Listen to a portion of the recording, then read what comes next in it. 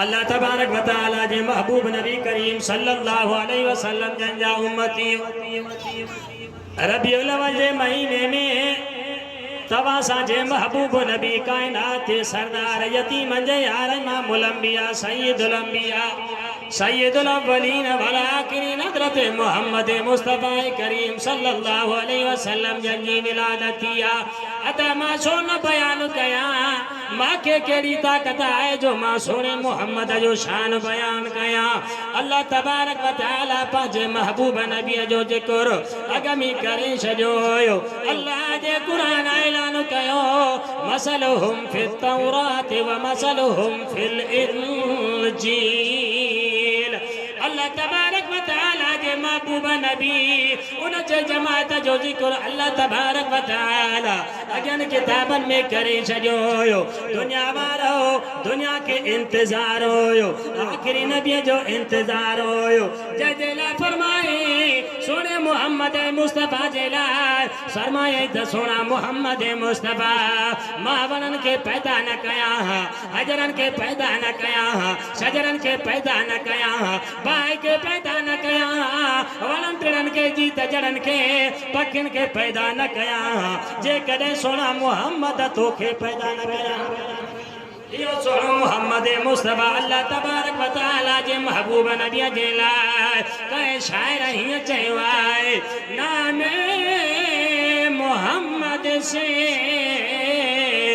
दिलों को सुरूर मिलता है। सुभान अल्लाह। नामे मोहम्मद से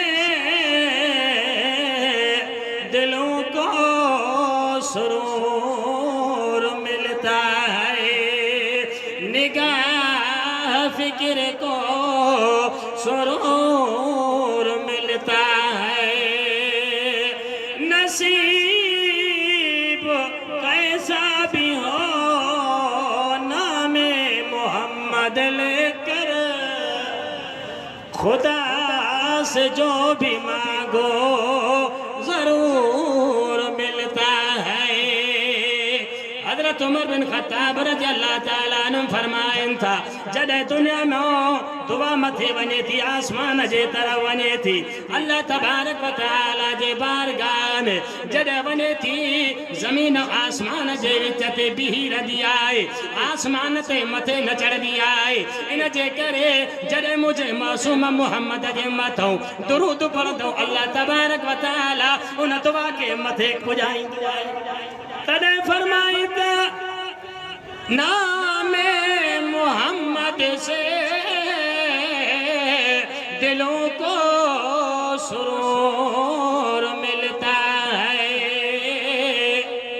सोने मोहम्मद मुस्तफ़ा जे नाम खणण सां दिलनि के सुरूर मिलंदो आहे। अदा कुरान करीम जो ऐलान आहे फरमाई वइद काल ईसा इब्न मरियम या बनी इसराईल इन्नी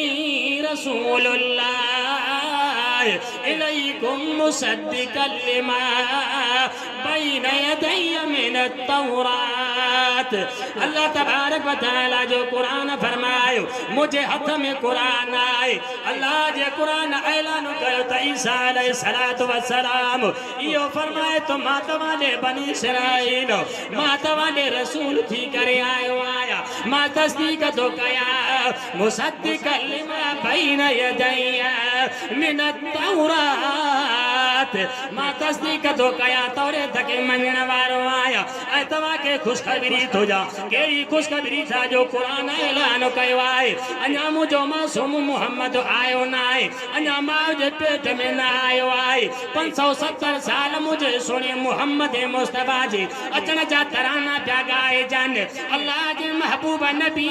ईसा रूहुल्लाह थो बयान करे जेके अल्लाह तबारक व तआला अता नज़र त कयो बग़ैर पीते पैदा कयो आहे। अल्लाह बेपरवाह आहे अल्लाह इंसाननि खे बनायो आदम खे बनायो मिट्टीअ मां बनायो अल्लाह बेपरवाह आहे अल्लाह तबारक व तआला इंसानन जी जोड़ जोड़ी नुत्फे मो बनाई अल्लाह कादिर आए एडे ते नगर कयो अल्लाह तबारक व तआला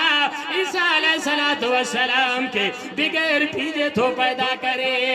अल्लाह कादिर आए चाहे तो मुझी मर्जी आए पैदा करूं भी मुझे वसाए कुन फयकून कया त मुझे वसाए के पैदा करूं यो अल्लाह जो कमाए अदा रब जी रुबूबियत जो नालो आए अल्लाह तबारक व तआला वहदहु ला शरीक आए जे इंसान बनायो सोने मोहम्मद मुस्तफा जो उम्मती बनायो ये भी कुरान ऐलान कयो आए लक़द खलक़नल इंसान फी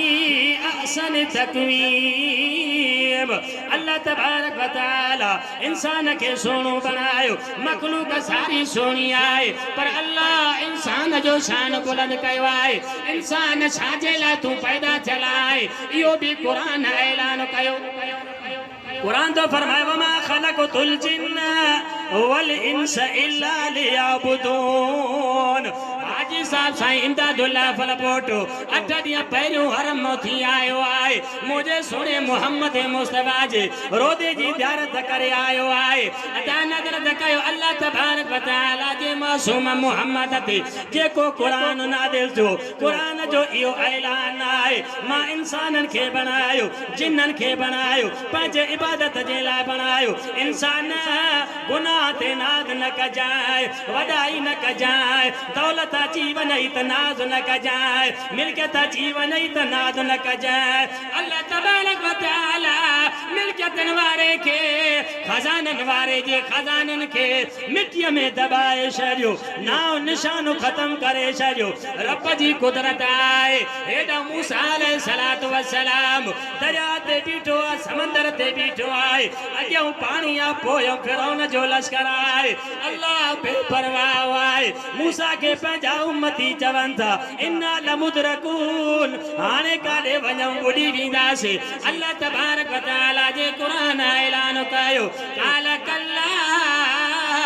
हरगिज़ ईअं न थींदो अल्लाह रस्तो ॼण वारो आहे अदा नज़र त कयो फिरौन लश्कर सूधो थो अचे फौज सूधो थो अचे सामान सूधो थो अचे सारा लश्कर कायूं थो अचे मिट्टी हीअं उॾरे थी आसमाननि सां नज़र थी अचे अहिड़े दौर में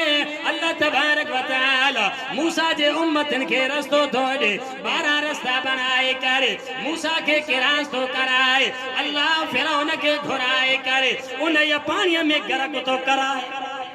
यो अल्लाह तबारक व तआला वहदहु ला शरीक आहे अदा इंसान बनायो थे त शुक्र कर मुझे सोने मोहम्मद जो उम्मती बनायो थे वडो एहसान आहे तदे कुरान ऐलान कयो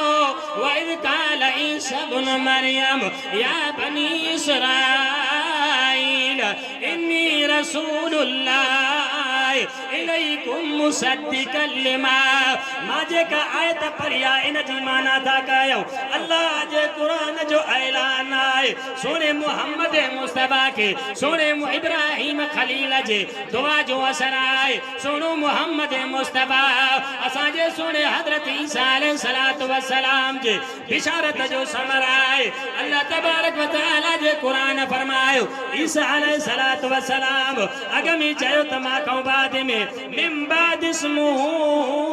अहमद मां खां बाद में नबी दो जय नबी जो नालो अहमद हो अदा उन अहमद नबी जा उम्मती आया हूं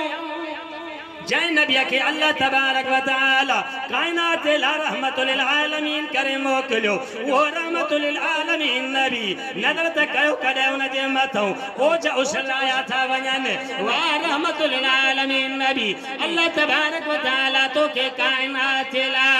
रहमत करे बनायो यो रहमतुल लिल आलमीन नबी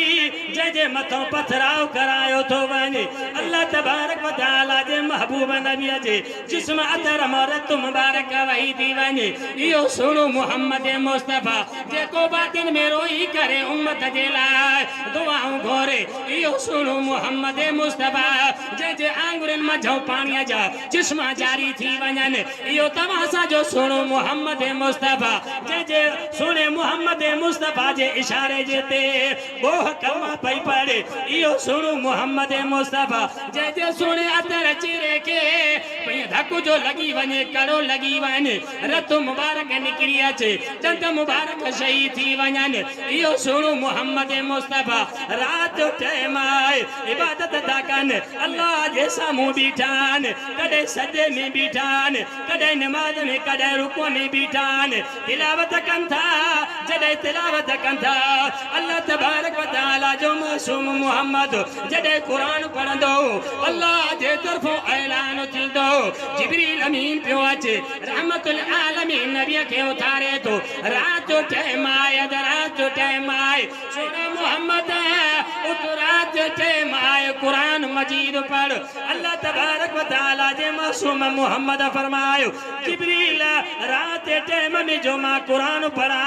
कंहिंखे कुरान ॿुधाया अल्लाह तबारक व तआला जे महबूब नबी के नूरनि जे सरदार चयो सोना मोहम्मद कुरान तू मोहम्मद पढ़ तुझो कुरान अल्लाह अजमतन वारो कुरान आए मुसलमानो घर में कुरान पियो आए मुसलमान के पढ़ने जो टाइम ना आए हया सनास निकरी वही आए मोबाइल के घणो टाइम दिनो थो वने कुरान इल्म में पियो आए एडो कुरान जो भी ऐलान आए क़यामत जो मैदान थी दो इहो रहमतुल आलमीन नबी जेको पंहिंजनि जे लाइ बि रहमत आए पर परावनि जे लाइ बि रहमत आए जंग में कैद थी अचे काफ़र जी न्याणी अचे थी जो लड्डो लथल आए रहमतुल आलमीन नबी काफ़र जी न्याणीअ खे ॾिसी करे हीअ पंहिंजी चादर जनता साहबा के इन काफ़र जी न्याणीअ खे ढकायो सोने मोहम्मद मुस्तफा के ॾसो वियो साईं इहो काफ़र जी न्याणी आहे रहमतुल आलमीन नबी फरमायो मां जेकॾहिं तव्हां जे लाइ बि रहमत आहियां त मां इन काफ़रनि जे लाइ बि रहमत इन जे करे काफ़र जी न्याणीअ जो भी मथो ढकियो अदा इन रहमतुल आलमीन जा उम्मती आहियूं कुरान मजीद फरमाए वकाल रसूल या रब्बी इन कौम इत्तखذू हादल कुरान महजूरा क़यामत जो मैदान थी दो अल्लाह तबारक व तआला जे कुरान जो फरमाए सोने मोहम्मद फरमायो जे जे मथो कुरान फरियादी थी पियो मां मोहम्मद भी उन जी सिफारिश न कर इन जे करे मुसलमानो कुरान करीम जी इहतराम कंदा कयो कुरान मजीद पढ़ण त सवाब आहे पर ॾिसण भी सवाब आहे वधीक जिंदगी बाक़ी मुलाकात बाक़ी मां जेको बयान कयो तव्हां जेको ॿुधो अल्लाह से मुंहिंजे बयान खे तव्हां जे ॿुधण खे पंहिंजे बारगाह क़बूल मक़बूल फरमाए ऐं आख़िरत जो ज़रियो बनाए वा आख़िर दावाना अनिल हम्दुलिल्लाह रब्बिल आलमीन।